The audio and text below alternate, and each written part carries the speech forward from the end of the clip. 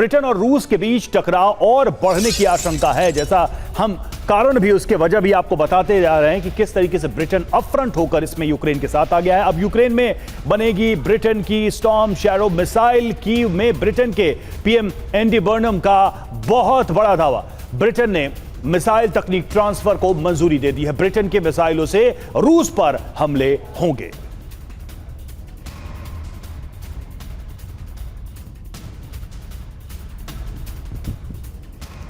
तो रूस के खिलाफ ऑपरेशन स्टॉर्म शैडो, जी हां, ये ऑपरेशन है क्या, इसकी डिटेल कुछ आपके सामने रख देते हैं और उसके बाद फिर चर्चा करेंगे। British long range missile storm shadow Ukraine में ही बनेगी। ये बड़ा डेवलपमेंट है, ये नई बात है। रूस के अंदर तक घुसकर हमले के लिए ब्रिटेन की ये बड़ी प्लानिंग सामने आ रही है। मिसाइल की सीक्रेट जानकारी यूक्रेन को देगा ब्रिटेन। इसका मतलब भी समझाते हैं आपको। ब्रिटेन के फैसले से यूक्रेन युद्ध के लिए अब खुद हथियार बनाने में सक्षम होगा और ब्रिटेन के फैसले से यूक्रेन की पश्चिम पर निर्भरता कम होगी। यह जानना जरूरी है कि इससे पहले यूक्रेन को लॉन्ग रेंज ड्रोन दे चुका है ब्रिटेन। योल्का ड्रोन से रूस के अंदर लगातार हमले कर रहा है यूक्रेन।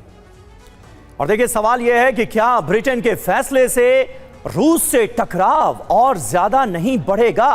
लेकिन ऐसा लगता है कि रवि, ब्रिटेन को इस बात की कोई फिक्र ही नहीं। बिल्कुल, और बिल्कुल ये आक्रामक तेवर कहे जा सकते हैं इस जंग के दौरान ब्रिटेन के। और ब्रिटेन और यूक्रेन के बीच एक और डील साइन हुई है। क्या है वो डील, आपको बता रहा है। ब्रिटेन और यूक्रेन के बीच एआई डिफेंस पार्टनरशिप डील हुई है। डील से बैटलफील्ड डेटा का एक्सेस मिलेगा, 1 लाख से ज्यादा ड्रोन फीड का एनालिसिस। तो इस तरीके से आप देखिए, मल्टी लेवल पर यूक्रेन की मदद करने के लिए ब्रिटेन तैयार खड़ा है। दत्ता सर, ये युद्ध में कूदना नहीं है तो क्या है? पुतिन शुरू से कहते रहे हैं कि रेड लाइन क्रॉस होगी तो ब्रिटेन को, लंदन को हम खत्म कर देंगे, यूरोप के देशों से लड़ेंगे। अब और कौन से प्रमाण या कौन से सबूत चाहिए? ब्रिटेन डिफेंस सिस्टम दिलवाएगा, अपना प्रोडक्शन यूनिट वहां लगवाएगा, और इसके अलावा अब टेक्नोलॉजी ट्रांसफर भी ब्रिटेन ने किया है ताकि यूक्रेन इस जंग में रूस के अंदरूनी हिस्सों तक घातक हमले कर सके। ये युद्ध में शामिल होना नहीं है तो और क्या है? रवि, बिल्कुल देखिए, ऐसा है, ग्रेट ब्रिटेन और रूस की बहुत पुरानी दुश्मनी है। जब ब्रिटिश यहाँ भारत में थे, उनको ये खतरा लगा रहता था कि क्या रूस अफगानिस्तान के माध्यम से भारत की तरफ बढ़त करेगा कि, और उसके खिलाफ बचाव कैसे किया जाएगा ग्रेट ब्रिटेन के द्वारा। तो ये इनका जो कसमकश बहुत पुराना है। और आपको ये भी मालूम होगा कि जब से यूक्रेन की जंग शुरू हुई है, ये ब्रिटेन के जो प्रधानमंत्री हैं, इन्होंने इसको सबोटाज करने की कोशिश की है लगातार। तो अभी जहाँ तक वो रेड लाइन क्रॉस करने का सवाल है, रूस की बहुत सारी रेड लाइन क्रॉस कर दी यूरोप ने, अमेरिका ने, यूक्रेन ने और अभी ब्रिटेन ने। अभी जहाँ तक ये स्टॉर्म शैडो मिसाइल का सवाल है, स्टॉर्म शैडो मिसाइल को बनाना इतना आसान काम नहीं है। और ये तुरंत नहीं है कि अभी आज हुआ तो कल ये बनाना शुरू कर देंगे। उसमें समय लगेगा, क्योंकि उसके जो कंपोनेंट हैं वो इंटरनेशनल अलग अलग सोर्सेज के जगह से आते हैं, जो जुटाने में समय लगेगा। और उसको बनाने में जो लागत आती है, वो लागत जो अपने मिसाइल और ड्रोन बना रहा है यूक्रेन, उससे बहुत ज़्यादा है। अभी आपको मालूम है, ये जो स्टॉर्म शैडो है, ये फ्रांस और ग्रेट ब्रिटेन का मिला जुला प्रोजेक्ट है। फ्रांस ने भी इनको स्कैल्प मिसाइल दिए हैं, और स्टॉर्म शैडो के अंदर भी दोनों फ्रांस और इसका ग्रेट ब्रिटेन का हाथ है।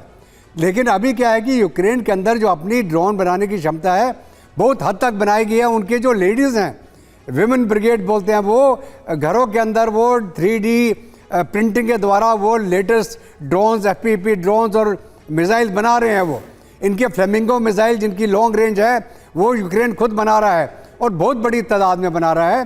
इसी कारण जो अलग अलग टारगेट है रूस के अंदर, उसको स्ट्राइक किया जा रहा है। आपने अभी ये भी जिक्र किया कि उनके जो बड़े बड़े वो स्टोर्स हैं, चाहे वो वाइल्ड बेरी हो या ओजोन हो, उसको टारगेट किया जा रहा है। इकोनॉमिक टारगेट, उसके जो रिफाइनरीज हो उसको टारगेट किया जा रहा है, ताकि रूस के अंदर पेट्रोल और पेट्रोलियम प्रोडक्ट की किल्लत हो जाए। ठीक बात है सर। और प्रोफेसर संजय भारद्वाज भी हमारे साथ मौजूद हैं। तकरीबन 5 साल होने वाले हैं इस जंग को, इस युद्ध को। और मुझे याद है संजय जी, इन 5 सालों में न जाने कितनी बार हमने इस बात को डिस्कस किया होगा, जिक्र किया होगा इसका, कि ये जंग आज नहीं तो कल, आने वाले दिनों में यूरोप के दरवाजे तक पहुंचेगी। क्या आपको लग रहा है कि अब वो घड़ी आ गई है और इसके लिए कोई और नहीं, खुद ब्रिटेन ही जिम्मेदार होगा? देखिए समीर, ये बात पक्का है कि जिस तरीके से यूके एक्टिव हुआ है और एक्टिव सपोर्ट कर रहा है, डायरेक्ट सपोर्ट कर रहा है, तो एक तरीके से यूरोप को इन्वॉल्व करने का पूरा प्रयास यूके की तरफ से हो रहा है। लेकिन जो पेच यहाँ फंसा हुआ है, ये सबसे बड़ा इशू है कि अमेरिका की क्या मानस है, क्या मानसिकता है।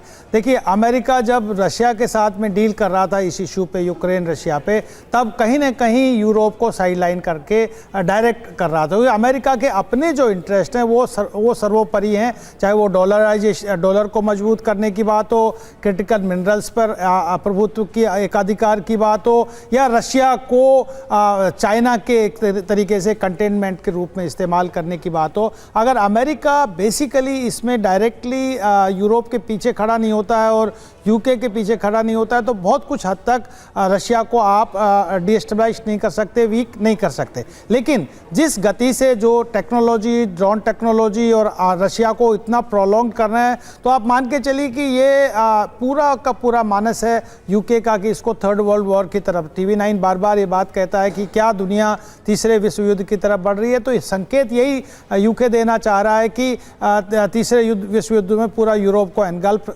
कर लिया जाए। तो सबसे बड़ा जो डर है कि जो कहते हैं कि एक तरीके से कि म्यूचुअल अश्योर्ड डिस्ट्रक्शन की तरफ बढ़ते हुए, तो आखिरी में अगर रशिया के पास सबसे बड़ा जो हथियार है वो न्यूक्लियर वॉरफेयर है, और वो बार बार बेलारूस में अपना न्यूक्लियर डिप्लॉयमेंट करता है, थ्रेट करता है, कोशिश करता है कि यूरोप का जो बढ़ता हुआ जो दबाव है, क्योंकि नाटो अगर यूक्रेन साइन करता है तो निश्चित रूप से नेक्स्ट टारगेट रशिया है और रशिया का प्रभुत्व वाला क्षेत्र है। तो रशिया अपने अस्तित्व को बचाने के लिए इस हथियार का भी उपयोग कर सकता है। लेकिन जो बड़ा एक और इशू जो आ रहा है कि इस स्थिति में यूक्रेन कहाँ स्टैंड कर रहा है। यूक्रेन में देखिए डोमेस्टिक प्रेशर्स कितना आ रहा है कि आप इस टाइम में आप चुनाव कराइए। चुनाव कराने के लिए जेलेंस्की पीछे हट रहे हैं कि वो इतना बड़ा बर्डन क्या बियर कर पाएंगे। एक पहला सवाल है कि और पूरा यूक्रेन में भी एक तरीके से ओपिनियन डिवाइड हो जाएगा कि रशिया बिल्कुल बार बार जेलेंस्की ने इससे इनकार किया है चुनाव कराने से, लेकिन सच्चाई यह भी है कि यह जंग इस वक्त चल रही है और यूक्रेन के अंदर ही हालात शायद ऐसे नहीं है, व्यवस्थाएं या सिस्टम ही ऐसा नहीं है। इस वक्त तो ऐसा लग रहा है कि हर व्यक्ति ही जंग के लिए कहीं ना कहीं किसी भूमिका में काम कर रहा है।